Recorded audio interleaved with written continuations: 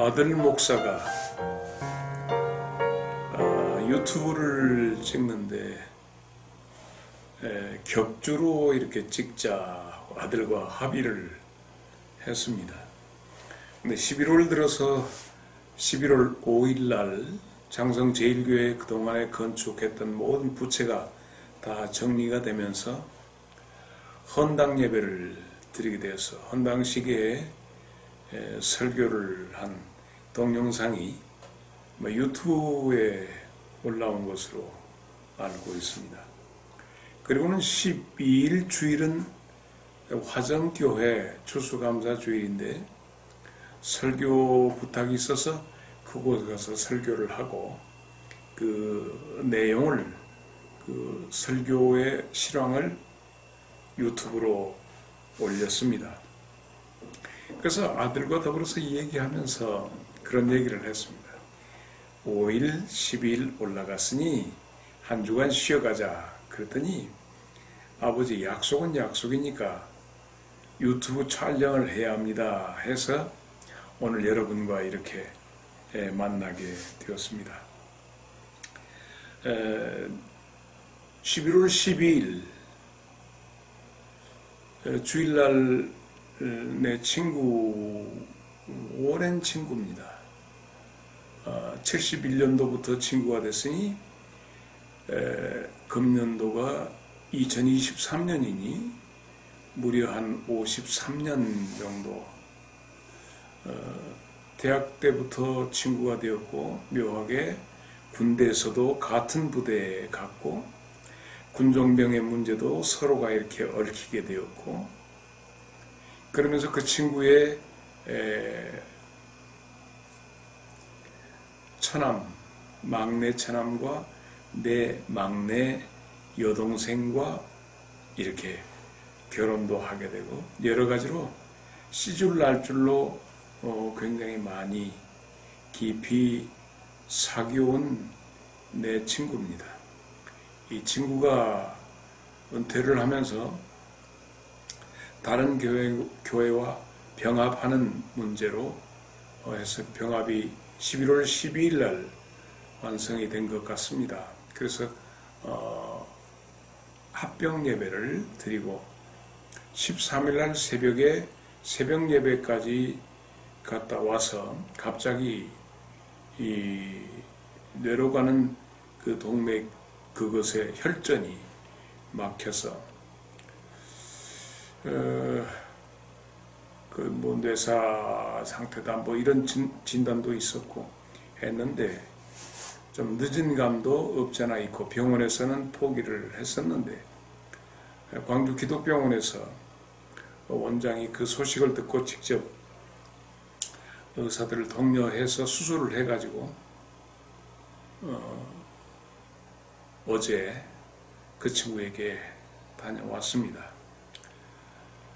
과거로 퇴행해버린 것 같은 언어도 말도 하지 못하고 그저 탄식 비슷한 한숨만 쉬는 것으로 의사표현을 하는 것 같았습니다.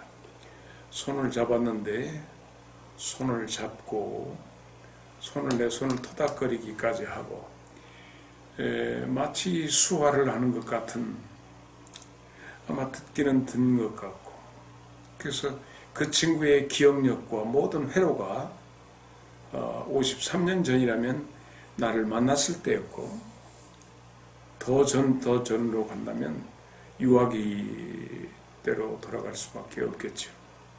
안타까운 모습을 보고 와서 유튜브를 촬영해야 한다는 아들의 채근에 의해서 말씀을 생각하는데 말씀에 대해서 굉장히 내 주위의 생각을 정리할 필요가 있어서 내가 영화, 음악 이런 걸 좋아하기 때문에 영화를 넷플릭스라고 하는 어떤 그 시스템에 의해서 영화를 한 편을 보게 되었습니다. 그 영화는 제가 아마 2012년에 만들어진 프랑스 영화인데 아무르라고 하는 영화입니다.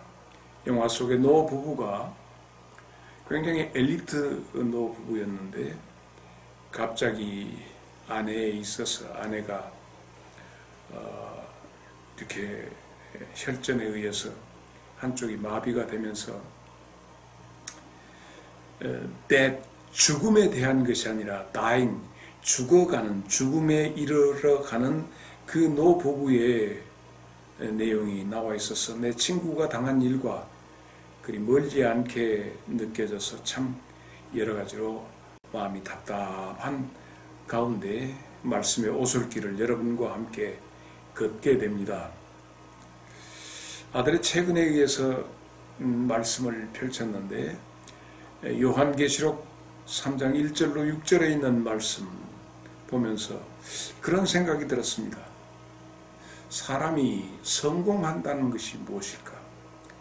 인생의 성공이 도대체 무엇일까? 라고 하는 문제에 고민이 되었습니다.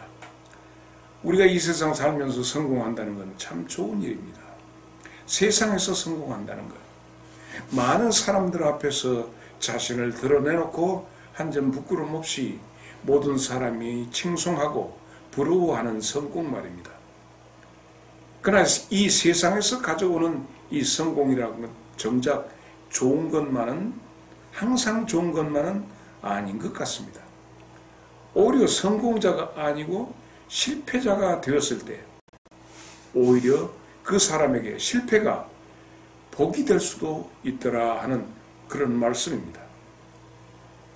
오늘 본문 요한계시록 3장 1절로 6절에 있는 이 말씀은 성경에서 예수님이 우리들에게 말씀해 주시는 인생의 성공이란 무엇인가를 말씀해 주고 있습니다.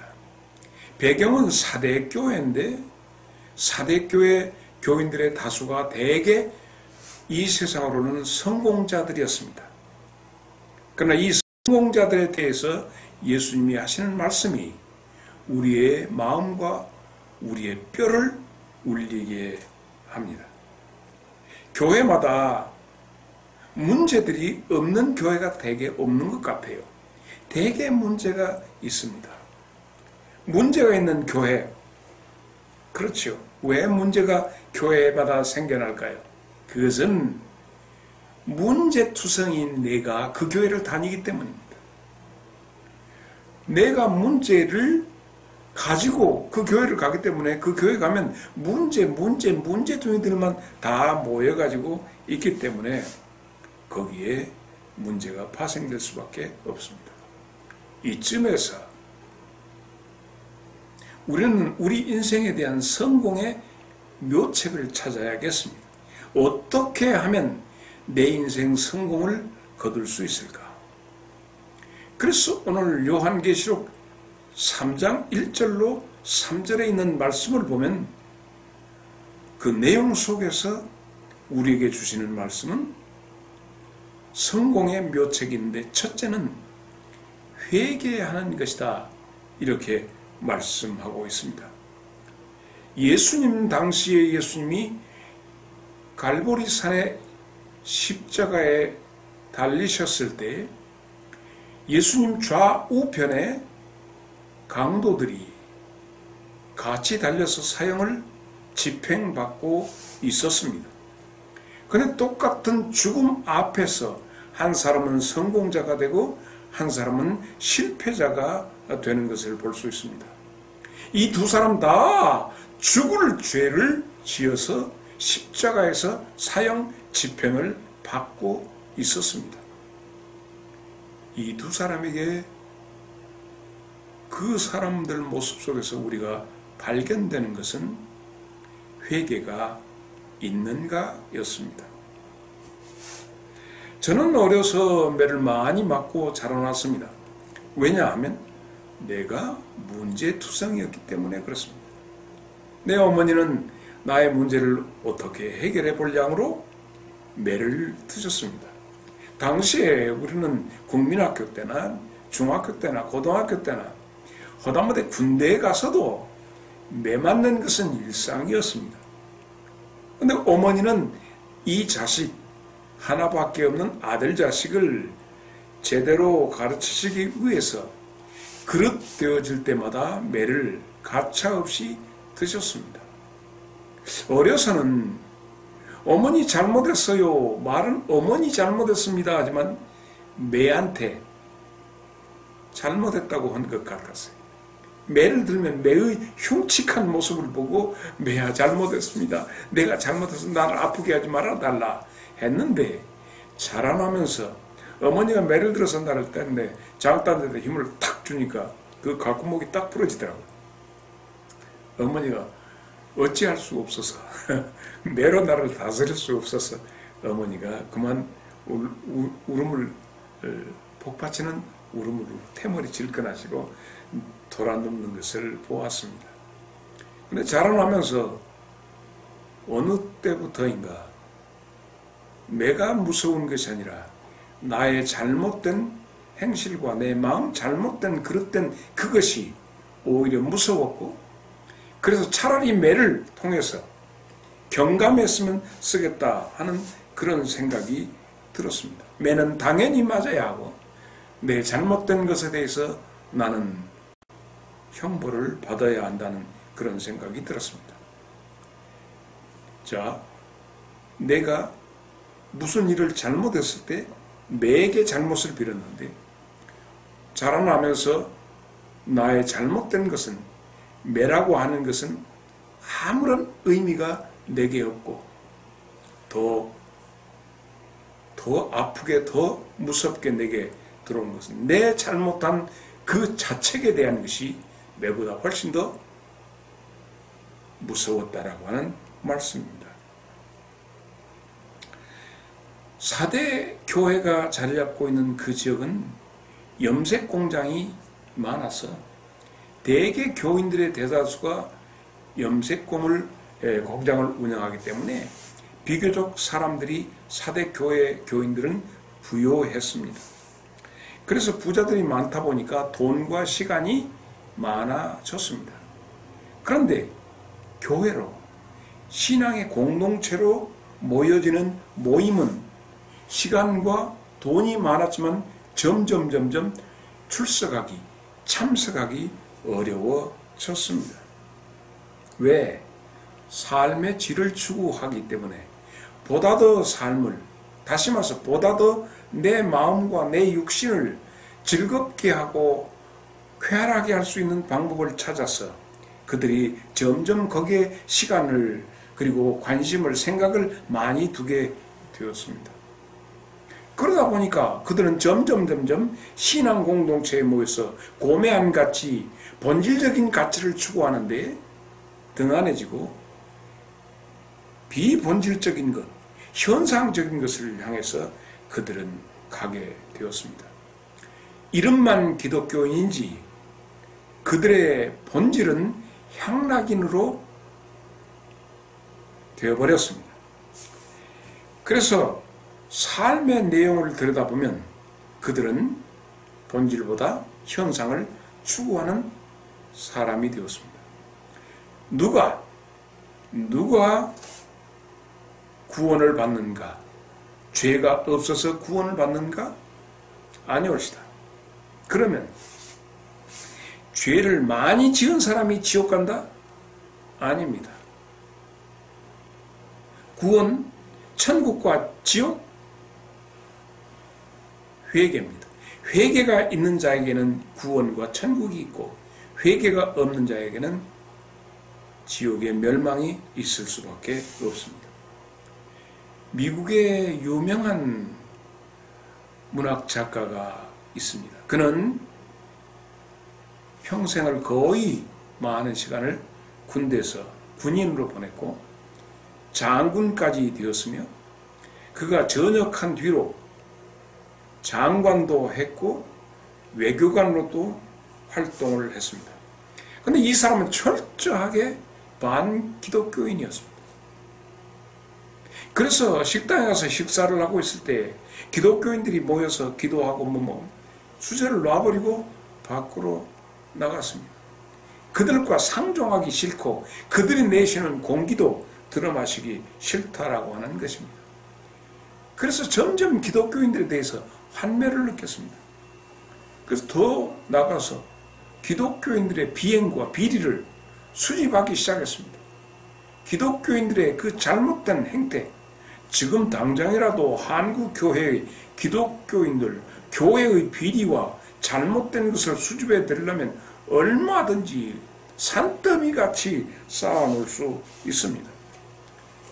너무너무 흔하고 많기 때문에 이 사람은 더 나가서 차라리 그들이 경전으로 알고 있는 성경의 오류를 내가 찾아봐야겠다 하고 대형 박물관에서 뭐 여러 가지 모든 이 도서관에서 성경에 대한 잘못된 것을 오류를 찾아보겠다고 들어갔습니다. 창세기로부터 성경을 연구에 들어가기 시작했죠. 정말 우스꽝스러운 하나님의 창조의 사건부터 보면 얼마든지 많이 끄집어낼 수 있는, 이거 맞지 않다, 현대의 과학으로도 맞지 않다, 얼마든지 찾아낼 수 있었습니다. 그러다 보니까 어느 순간에 성경을 들여다보는 일에 먹는 것, 식사 시간, 잠자는 시간, 이것도 막 지나갈 정도로 집중하다 보니까 그 사람이 하나의 어떤 결정체를 만들어내게 됩니다. 수집한 모든 자료, 이것을 가지고 그가 만든 저술한 작품 이름이 맨허라고 하는 작품입니다. 이 작품을 만들어내서 자그만치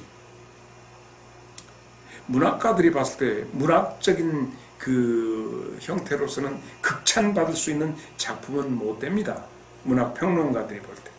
그러나 그 작품으로 인해서 영화가 4편이나 각각 만들어질 만큼 그 작품을 근거로 해서 불신자들도 그 작품을 볼 때마다 감명을 받는다고 하는 맨허라고 하는 그런 모든 것이 나오게 된 것이 바로 이 루 윌리스가 만드는 모든 자료를 근거로 해서 만드는 하나의 작품입니다. 인간 세상에서 우리가 인생의 성공의 비밀은 결정적으로 돌이킴입니다. 회개에 있습니다. 내가 반성하는 반성 말고 하나님 앞에서 내가 실존적인 자로서 나를 고백하는 것입니다. 그 하나님의 절대자 앞에서 내 자신을 드러내놓고 나의 모든 생각과 나의 마음의 생각 그리고 삶의 여러 가지 모든 나타나는 모든 것을 낱낱이 고백하고 내가 그분 앞에 내 자신을 드러내놓는 것, 이것이 우리의 성공 실패, 영원의 성공 실패까지 결정할 수 있습니다. 회개. 그리고 두 번째는 4절에 있는 말씀이죠. 어떤 사람? 예수님에게 합당한 사람. 다시 말해서 하나님에게 합당한 사람이 성공한다 하는 말씀입니다. 성공한 인생은 하나님에게 합당하다 여김받은 사람입니다. 지금도 예수님은 나를 바라보실 때 뭘 바라보시냐? 외모를 바라보시는 것이 아니라 나의 중심을 바라보고 계십니다. 사도행전 13장 21절로 22절에 하나님께서 다윗을 만나니 내 마음에 맞는 사람이다. 그래서 하나님께서 이루시고자 하는 그 뜻을 저 사람을 통해서 내가 다 이루겠다 말씀하십니다. 다윗은 키도 작았습니다.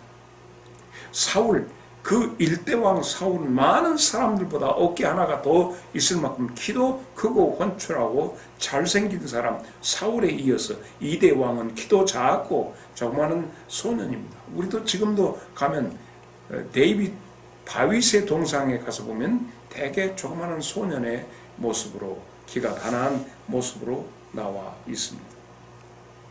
자, 사무엘상 16장 7절에도 같은 사도행전 13장에 있는 말씀과 맥을 같이 하고 있습니다. 사대 교회는 주님의 마음에 합당한 사람들의 모습은 흰옷을 입은 사람들인데 그 사람들이 예수님과 함께 거닐었다. 주님과 함께 다니고 있다. 이런 말씀이 나옵니다. 그러므로 우리가 주님 안에서 우리에게 입혀지는 옷은 세마포 옷입니다. 흰 옷으로 성경은 나타나 있습니다. 몇 사람이 사대교회 안에 흰 옷 입은 사람이 있다 하는 말씀입니다. 그렇다면 우리가 그 주님이 주신 흰 옷에 대해서 우리가 오염되고 더럽혀졌다고 하면 우리는 이 세마포 옷을 어떻게 해야 할 수 있을까? 어떻게 하면 세탁할 수 있을까 하는 일. 나도 지금 이 모습에서 더 새롭게 변화되고 싶다. 비결이 있습니다. 요한계시록 7장 13절로 14절에 보면 이 세마포 옷을 깨끗하게 세탁하는 방법이 거기에 있습니다. 흰옷 입은 성도들의 무리가 어떻게 옷을 세탁했던가? 베드로전서 1장 18절로 19절에 보면 어린 양의 보혈입니다.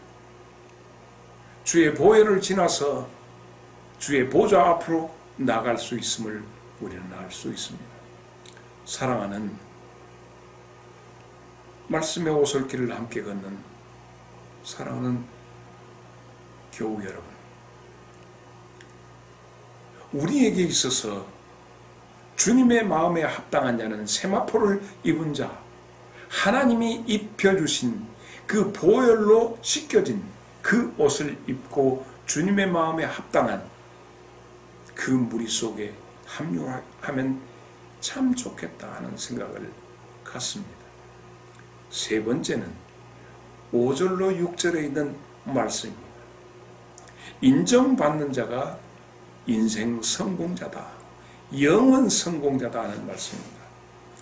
평생토록 교인 노릇을 했지만 예수님이 정작 나는 너를 모른다 하는 부분이 나옵니다.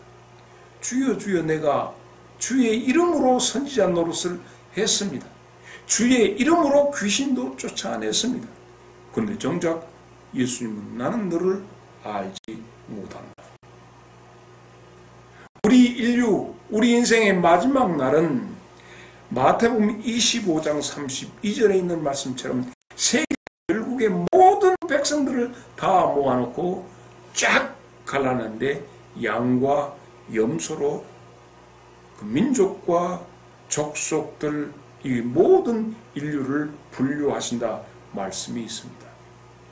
어떻게?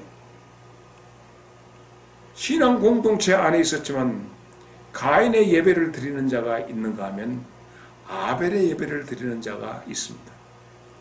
우리가 함께하는 교회 안에서도 얼마든지 같은 장소, 같은 시간에 같은 찬송곡을 부르고 같은 목사님의 말씀을 들으면서도 각자의 예배에 성공하지 못하면 가인의 예배가 되고 성공하는 자는 아벨의 예배가 될 수 있습니다.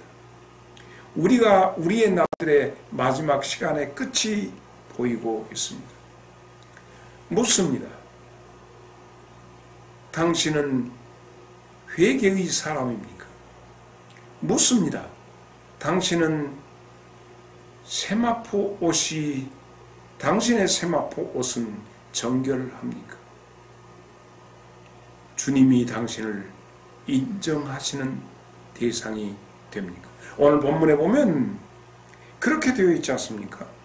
이기는 자는, 승리자는, 성공자는 이와 같이 흰옷을 입을 것이요 내가 그 이름을 생명책에서 결코 지우지 아니하고 그 이름을 내 아버지 앞과 그의 천사들 앞에서 내가 개인적으로 아버지 이 사람은 하고 시인하리라, 소개하리라, 나타내시리라 말씀하고 있는 것이 5절 말씀입니다.